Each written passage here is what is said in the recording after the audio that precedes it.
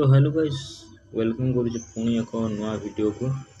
तो आज वीडियो आम कौन करवा ना एक्सेल केमती सम फॉर्मूला पकईकि आम करवा। तो सम फॉर्मूला काढ़ा माने टोटाल थी। तो मु फॉर्मूलाटा लिखि दूची फास्ट। मु किछि सम फॉर्मूला यूज करिया पई किछि देइछि कोन ना bill number, product number, quantity, rate, total amount. तो एको हम कोन करिबा ना टोटल काढिबा। एको डिलीट करिकि मु टोटल काढिबा केमिति का ग्रांड टोटल केमिति का काढिबा। तीन चारिटा प्रोसेस होछि केमिति का ना हम एमिति का सिलेक्ट करिकि माउस रे। तो हम कोन करिबा ना एठी सम यूज करिकि हम कोन करिबा ना एको टोटल हम काढि परिबा।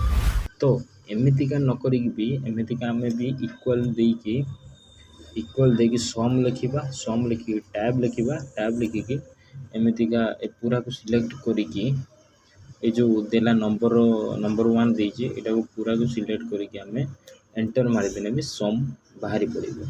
तो एमितिका एक्सेल ले सम बाहरी।